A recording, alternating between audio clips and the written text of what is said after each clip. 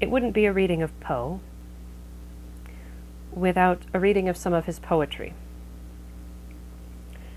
So this is a classic and a favorite, and appropriately creepy for ghost stories on Christmas Eve. The Raven.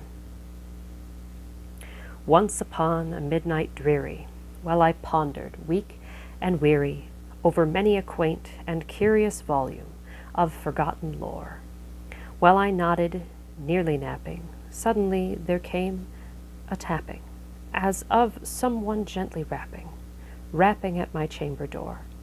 "'Tis some visitor," I muttered, tapping at my chamber door. "Only this, and nothing more." Ah, distinctly I remember it was in the bleak December, and each separate dying ember wrought its ghost upon the floor. Eagerly I wished the morrow, vainly I had sought to borrow from my books surcease of sorrow, sorrow for the lost Lenore, for the rare and radiant maiden whom the angels name Lenore, nameless here forevermore. And the silken, sad, uncertain rustling of each purple curtain thrilled me, filled me with fantastic terrors never felt before, so that now, to still the beating of my heart, I stood repeating, "'Tis some visitor entreating entrance at my chamber door, some late visitor entreating entrance at my chamber door. This it is, and nothing more." Presently my soul grew stronger, hesitating then no longer. "Sir," said I, "or madam, truly your forgiveness I implore, but the fact is I was napping, and so gently you came rapping, and so faintly you came tapping at my chamber door, that I scarce was sure I heard you. Here I opened wide the door. Darkness there, and nothing more." Deep into that darkness peering, long I stood there wondering, fearing, doubting, dreaming dreams no mortal ever dared to dream before, and the silence was unbroken, and the darkness gave no token, and the only word there spoken was the whispered word, "Lenore."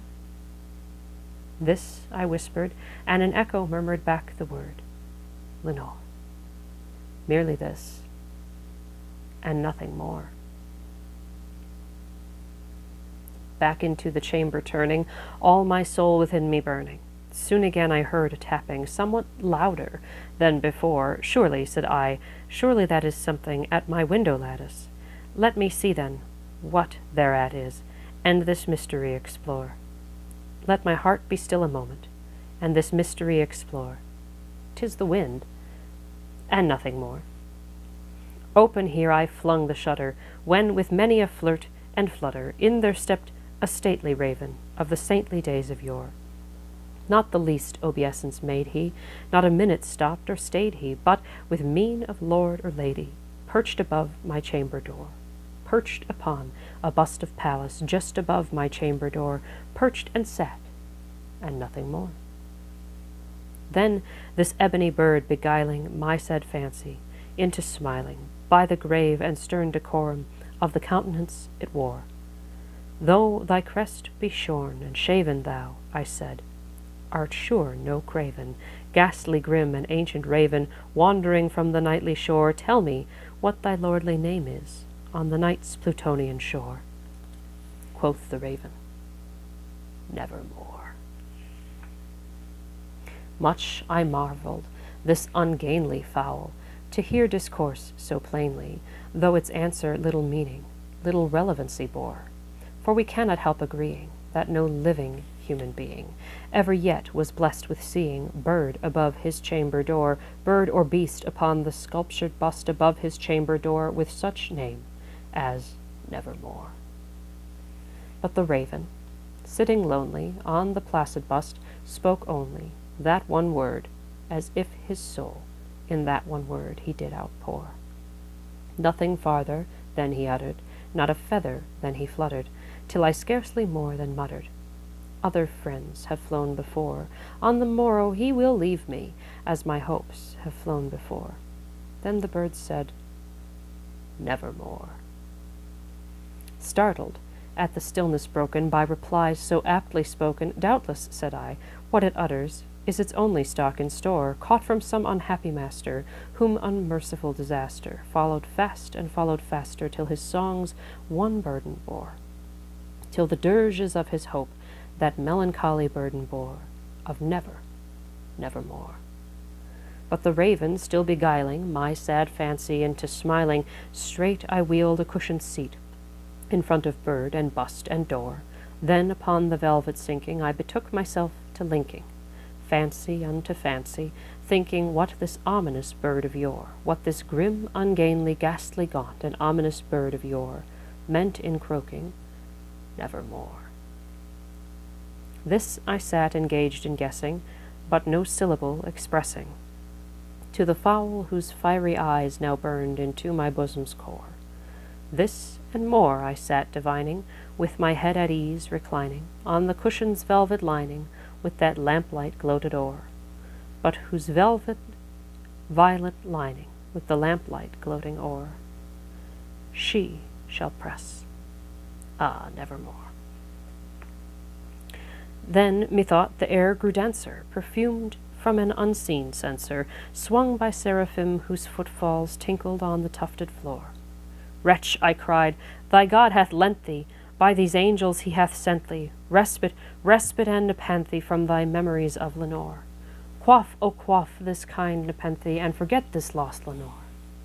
Quoth the raven, "Nevermore."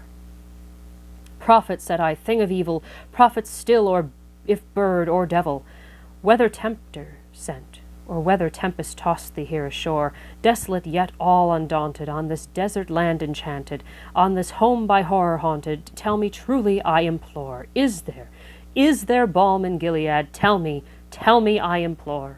Quoth the raven, "Nevermore." "Prophet," said I, "thing of evil, prophet still, if bird or devil, by that heaven that bends above us, by that God we both adore, tell this soul with sorrow laden within the distant Aidenn, it shall clasp a sainted maiden, whom the angels name Lenore, clasp a rare and radiant maiden, whom the angels name Lenore."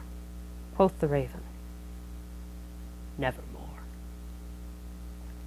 "Be that word our sign of parting, bird or fiend," I shrieked, upstarting, "get thee back into the tempest and the night's Plutonian shore.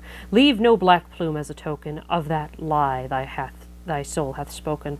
Leave my loneliness unbroken. Quit the bust above my door. Take thy beak from out my heart, and take thy form from off my door." Quoth the raven, "Nevermore."